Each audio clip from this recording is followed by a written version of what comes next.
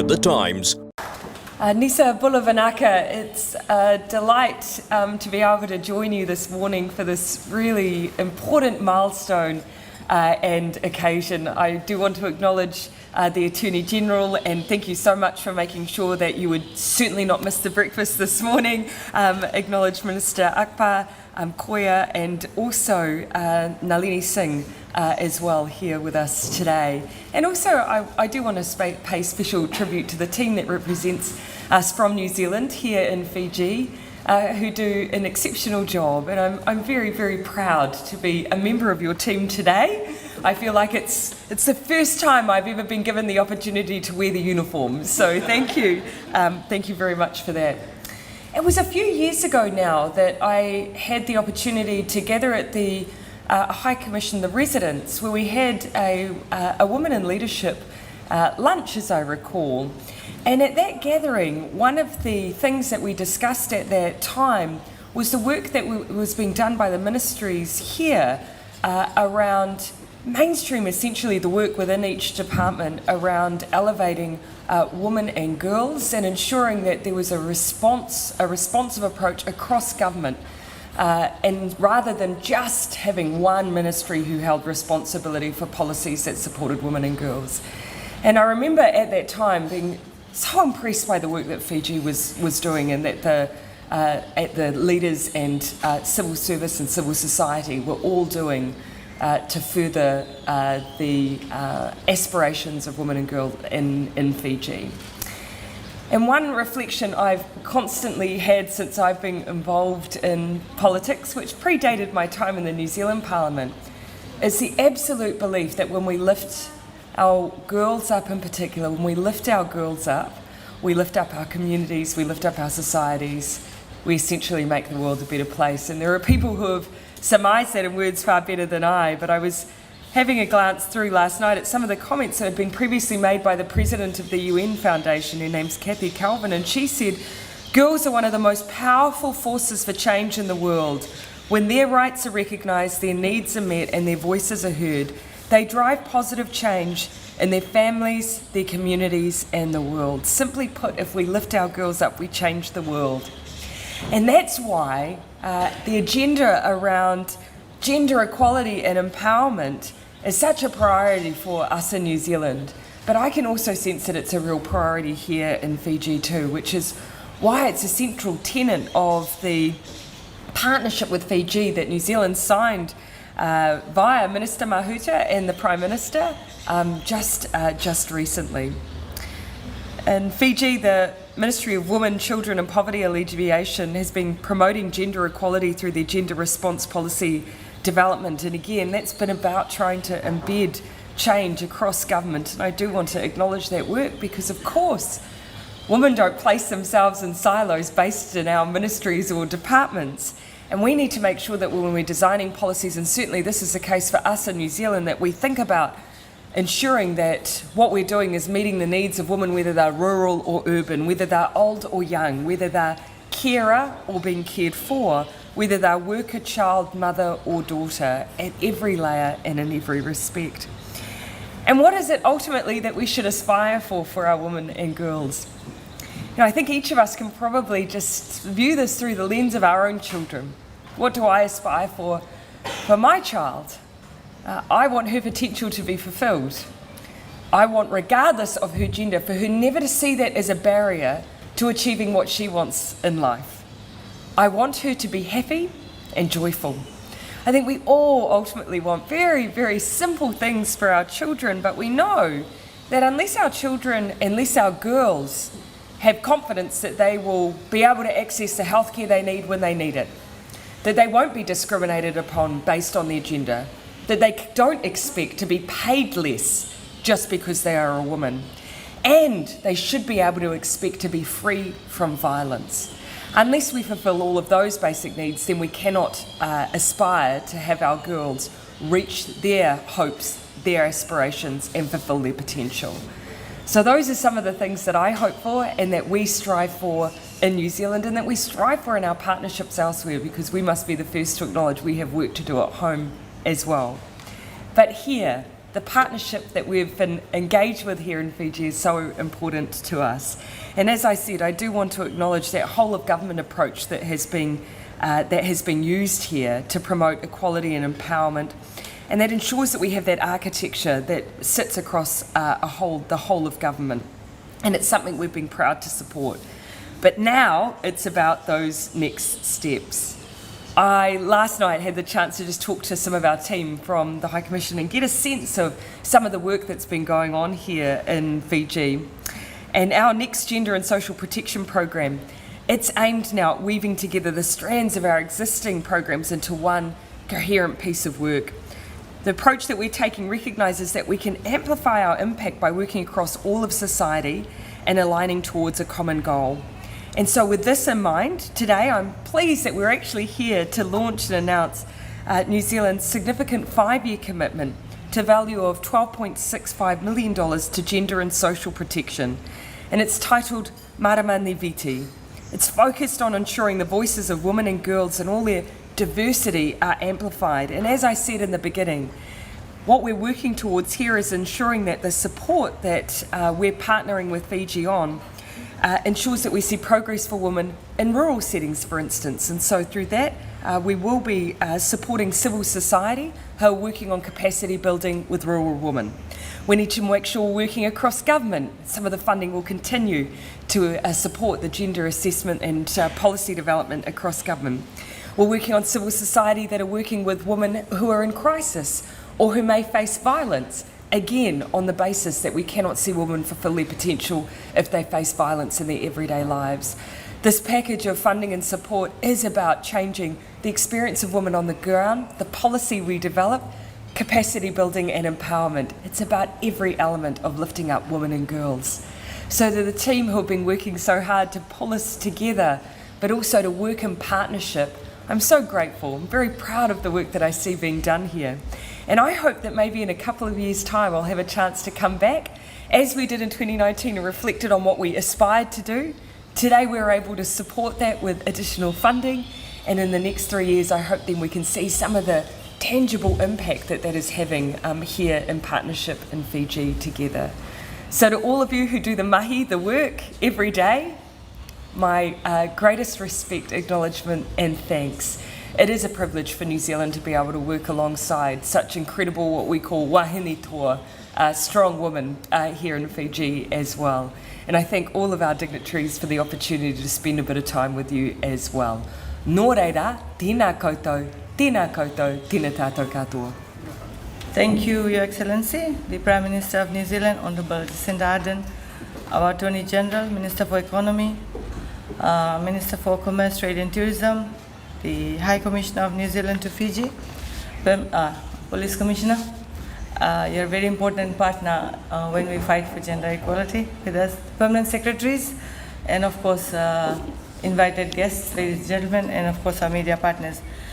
Prime Minister Ardern, it's a pleasure to see you again in Fiji in person. Welcome back. Since your last visit in 2019, much has changed in the world. And I would like to begin with highlighting that while during the pandemic, women continued to carry out most of the responsibilities for holding our societies together, be it at home, healthcare, in school, or caring for the elderly and children, the world is still fighting hard for gender equality, especially in terms of women and girls' economic security, physical safety, health, and access to decision-making spaces. The Fijian government recognizes that gender equality lies at the heart of the 2030 Agenda for Sustainable Development, which asserts gender equality as both a fundamental human right and a necessary foundation for a peaceful, prosperous, and a sustainable world. In this context, I'm delighted to talk this morning about one of our key strategic gender equality initiatives, the Gender Transformative Institutional Capacity Development. In short, we'll call it ICD, because you'll hear of this word ICD a lot. It's a whole-of-government initiative which was endorsed by Cabinet and approved by the Minister of Women and Children in partnership with the Minister of Economy. ICD is about creating an enabling environment to ensure integration of all girls' and women's needs and contributions and perspectives into policies, programs, and budgets across the government. The first phase of ICD was within the 2020-2022 fiscal year and was rolled across 9 agencies, engaging in up to 80 senior government officials. Some of the ministry representatives are present here this morning. One of the most important features of the ICD is the establishment of new institutional structures and coordinating mechanisms, including our gender mainstreaming action groups, in short GMAGs. And I'm sure some of the members are here. And the Gender Mainstreaming Lead Facilitators Team, in short, GMFT. And I'm pleased to mention that some of the GMAG and GMFT members are here with us, and you can have a chat with them later on. These members are expected to act as catalysts to assist and facilitate the process of transformative gender mainstreaming and gender-responsive budget, while to progress and coordinate, support, implementation, monitoring, and reporting on gender equality commitments across government. I'm happy to share that the ICD Phase 1 achievements on a backdrop of a pandemic is indeed momentous. Individual and collective capacities are enhanced, meaningful partnerships are forged, multiple sector, context-specific knowledge products and training sessions developed and carried out. Gender-responsive budget circular and budget template introduced, and accountability and coordination mechanisms established. Honourable Arden, celebrating these achievements, I would like to acknowledge the Government of New Zealand for your generous support in partnership with the Government of Canada to make this significant whole-of-government initiative possible. Please allow me to extend the Fijian government's appreciation to your government. Thank you. And I'd also like to recognize the valuable cooperation with the Asian Development Bank and, of course, the Fiji Women's Rights Movement here in Fiji. I mean, at this point in time, please allow me to put on record the work that the ministry does and the work that the Fijian government does. Recently, through the UN Tracker report, Fiji was globally recognized as one of the leading countries in terms of our work carried out for gender-based violence during the pandemic, and I'm proud of that achievement. Honourable Prime Minister and distinguished guests, to conclude, the achievements of ICD Phase 1 and its lessons learned is the strength of the whole-of-government approach and the power of partnership and collaboration. This approach through evidence-based action holds great promise to accelerate our work and accelerate progress towards gender equality. With this important message, I'm honored to give emphasis again to such commitment on behalf of the Fijian government, while looking forward very much to design an effective rollout of the second phase of ICD in 2020 to 2025 across all our government agencies in partnership with the government partners. I'm sure the stakeholders present here this morning will agree that gender equality cannot be fought in silos. We have to work together, and we are grateful for all the partnerships we have with our partners in trying to achieve gender equality parity. You did mention about the dreams we have for our young women and girls. We share your dreams, and we hope that in the near future, work is accelerated, the pace, and the world will soon see gender equality come to reality. Thank you. Honourable Jacinta Ardern, the Prime Minister of New Zealand. Honourable aajKal, Attorney-General, Minister for Economy. Honourable Rosie Akbar, Minister for Women, Children and Poverty Alleviation. Excellency Charlotte Darlow, High Commissioner of New Zealand. Brigadier General Sitiveni Giliho, Commissioner of Police.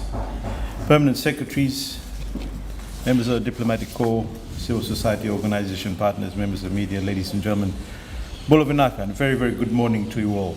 I see as we were just about to start speaking, we had a light sprinkle of rain, so I think we're blessed today, Honourable Prime Minister. It's a pleasure to be here today, to be amongst such incredible women, and to be part of the Gender Transformative Institutional Capacity Development Initiative undertaken by the Fijian government.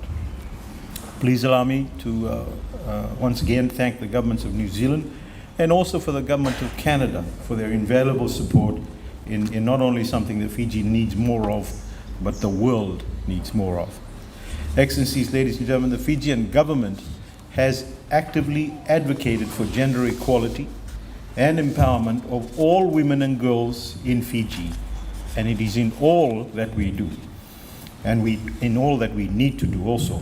It's built into our 5-year and our 20-year National Development Plan and a national gender policy.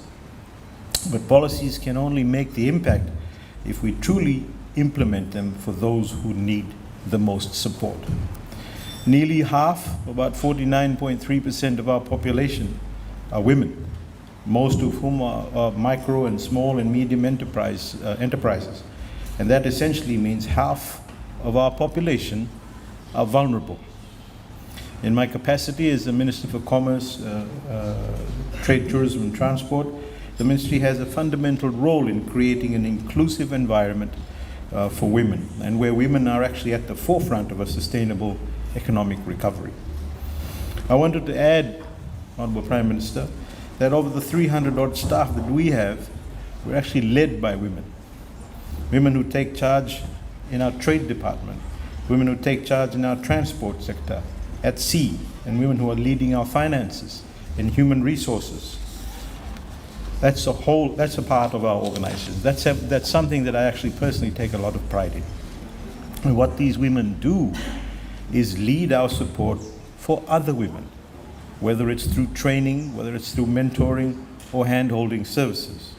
Excellencies, ladies and gentlemen, since the launch of the Gender Transformative Institutional Capacity Development Initiative in 2021, the Ministry has now become more gender inclusive by incorporating gender components into its policies.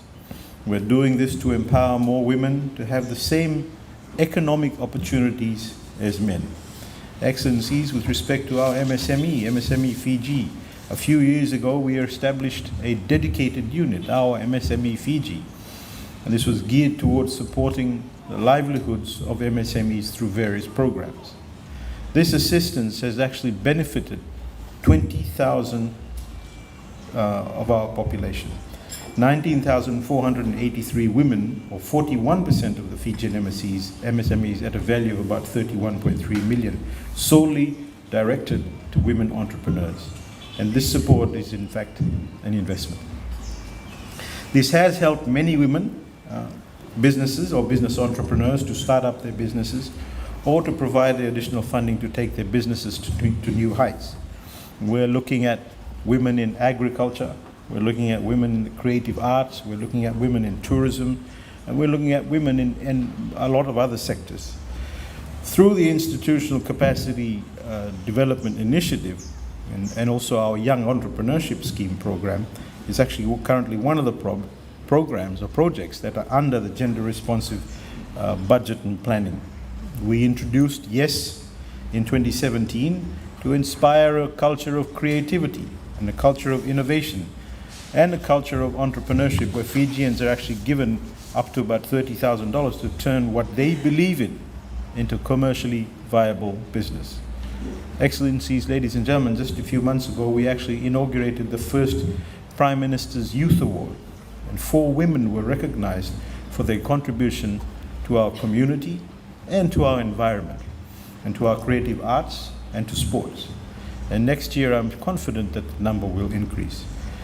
With respect to the Department of Cooperative Business under the Ministry, we also, the Ministry is actually actively involved in the promotion of the cooperative business model. And one of the key objectives for the department is the promotion of women and youth in leadership.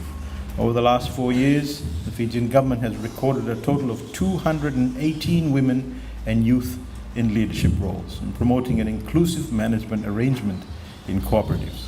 The Department of Cooperative has also registered over 32 women-centric cooperatives, engaging mostly in the wholesale and retail trade across Fiji. We also have a program which is a standardized roadside stall initiative, and we made it a goal to provide women who sell along our highways a safe, hygienic and climate resilient space to sell from. And through our standardized roadside stall program, we've supported about 1,300 Fijians with 102 roadside stalls constructed right throughout Fiji. Fijians with approximately 56% of the beneficiaries are women. And these are women who actually co-share the stalls with other women vendors. The initiative by the Fijian government is actually to empower the grassroots communities by providing better facilities to market their produce and gradually phase out all of the informal roadside stalls along the highway and mainstream informal stall operators and put them into the formal sector.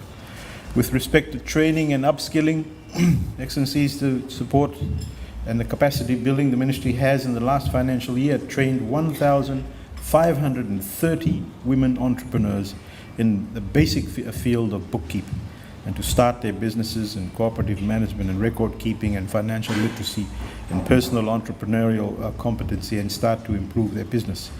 Ministry will actually continue to work closely with the Gender Transformative Institutional Capacity Development Initiative to achieve its goal of creating an enabling environment to ensure the integration of all women and girls' needs and interests and concerns and contributions and perspectives into policies, strategies, programs, and budgets across government agencies, and to make sure that they are met.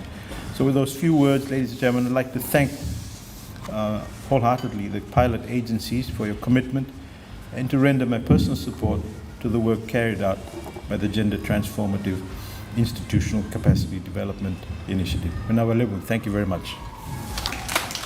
The Honourable Prime Minister of New Zealand, the Attorney-General, Minister for Economy Fiji, Minister for Women, Children and Poverty Alleviation, and Minister of Commerce, Trade, Tourism and Transport, the High Commissioner of New Zealand to Fiji, Commissioner of Police, the Permanent Secretaries and members of the GMAGs that are present here, as well as my colleagues and friends.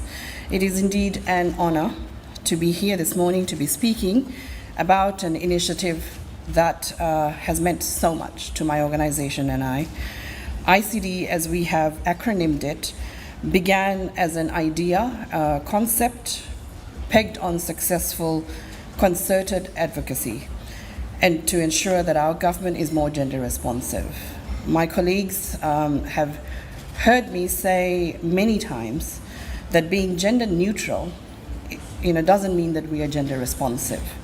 So even in deciding in the name of the initiative, Gender Transformative Institutional Capacity Development, we were deliberate in ensuring that we don't lose sight of the transformation we ultimately want to see, which is gender mainstreaming.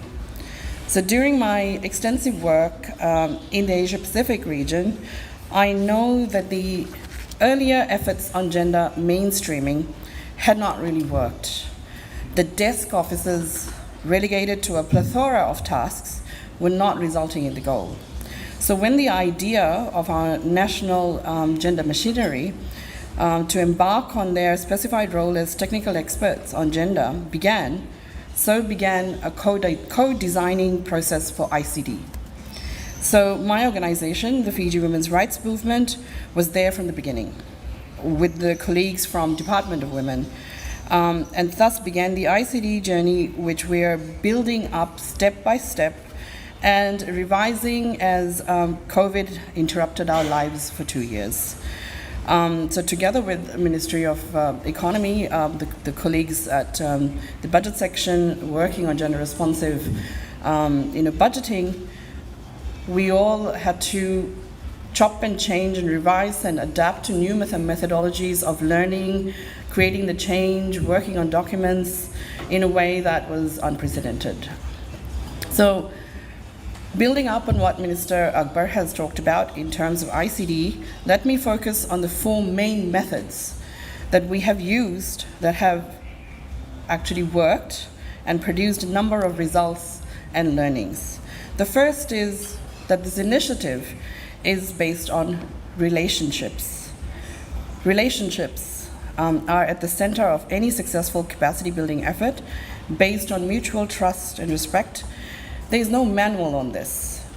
So we have built over the years relationships with 9 gender mainstreaming action groups amongst and within the Department of Women, Ministry of Economy teams, and amongst ourselves, the ones that were working on the initiative in our different roles. Through this, we have opened communication channels to troubleshoot, to advise, and provide technical support. And here, we have identified, and we strongly recommend as part of our closing report for phase 1, that the Department of Women prioritize its structure and, how do we centralize the roles that the gender mainstreaming lead facilitation team will have. Because moving forward for the next rounds and the next phases, we will need to have a strong, cohesive team that is accessible to all the GMAGs. The second is on partnerships. And as the High Commissioner mentioned, working and collaborating with different stakeholders, valuing knowledge and skills and expertise. Here we have valued the role that the Fiji women's rights movement has played, as the trusted local experts. It would have been very easy to contract an external consultant, but it's where such initiatives fail, as local nuances and contexts are often missed. Our partnership with MFAT has been built on trust and an enormous amount of understanding, as all our plans went haywire with COVID. But the steadfast support and flexibility meant that we completed phase 1s with a number of results and learnings. Third is putting knowledge into practice. An effective knowledge and skills development is a very complex process, and training is one part of it only. So we have our own unique blend of homegrown tools and techniques. And as a result of phase 1, we have produced our own gender sensitization, gender analysis, gender responsive budgeting toolkits. And we have done multiple workshops with the GMAGs. We also have sector-specific gender analysis documentation and resources for the use of all the GMAGs and ministries involved. The Ministry of Economy has developed a gender-responsive budgeting template, and I'm very pleased to say that in the 2021-2022 national budget cycle, 18 gender-responsive project proposals were submitted for approval, and all were approved with the budgets requested. And now that is an incredible start and one notch on the journey of transformation. There can be many improvements in the process, and that is what we are committed to do in the next round. We will continue this till we have gender mainstreamed in all budget submissions, and gender is mainstreamed in all aspects of work in all government ministries and institutions. Capacity building and upskilling has not only been with GMAGs, but a large effort has been put with the Gender Mainstreaming Lead Facilitators team, both with the Department of Women and Ministry of Economy. And I'm pleased to say all, if not most, are gender sensitized and can help with gender analysis and gender responsive budgeting. And finally, gender transformation. To actively examine and question, to change gender social norms. The imbalance of power in both formal and informal structures is very important. Here is the depth of the ICD work, where we will identify, for example, why projects or schemes don't sustain themselves beyond the project life. We will interrogate the life cycle of barriers that women face to truly address those and to ensure prosperity for all. So our work is not done yet. It's a step-by-step process which has begun. The New Zealand government's support has been instrumental in getting us here and being very understanding of the multiple challenges we have faced. We look forward to further enhanced support, one for the Department of Women, and second, the local expertise that the Fiji women's rights movement provides. The last 2 years, despite the challenges, has been rewarding for all of us working on this initiative. And as Fiji Women's Rights Movement, we are committed to supporting this initiative till the end. Thank you.